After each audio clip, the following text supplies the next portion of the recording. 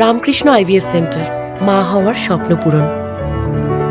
আমাদের 152টা vote delete হলো কি করে? কতজন ভোটার ছিল? আমাদের ভোটার আছে ওই 1200টা। 152টা ভোট ডিলেট।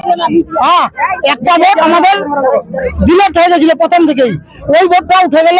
কিন্তু আমাদের ভোট গুলো উঠলো না কেন? আমার দাদার ভোট উঠছে, আমার কাকার ভোট উঠছে, আমার বউর ভোট উঠছে, কিন্তু আমার ভোটটা উঠলো না কেন? আপনাদের কি শুনানিতে নাম এসেছিল?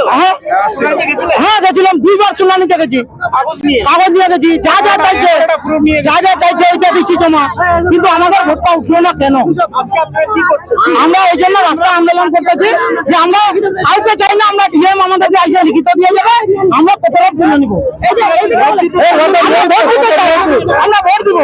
আমরা কোনো দলকে চিনি না, কোনো নেতা মন্ত্রীকে চিনি না, আমরা শুধু ভোট চাই, আমরা অন্য কোনো কিছু চাই না। এই যে আমাদের ভোটার লিস্টে নাম নাই, আমার ভাইয়ের মুজিবুর রহমান, তার নাম হয় নাই, কালকে 3বার কোর্টে গেছে, তার সত্ত্বেও বিডিও অফিসে গেছে, তার সত্ত্বেও কি কি করতে হচ্ছে ওগুলো বারবার ডকুমেন্টস গুলো জমা দিল, তারপরে আমার ভাইয়ের লিস্টে নাম নাই।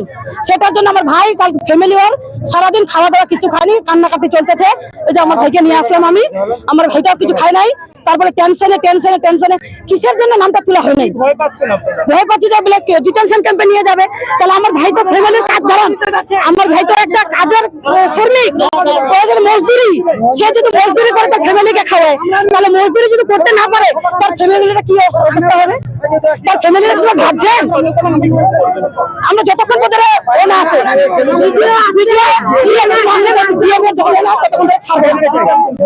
হ্যাঁ, আমাদের ভাইয়ের যতগুলো আমাদের সদস্য আছে, জনগণ আছে, যাদের যাদের নাম বাতিল হয়েছে তাদের নাম যদি তোলা হয় তাহলে ইলেকশন হবে না, হচ্ছে না।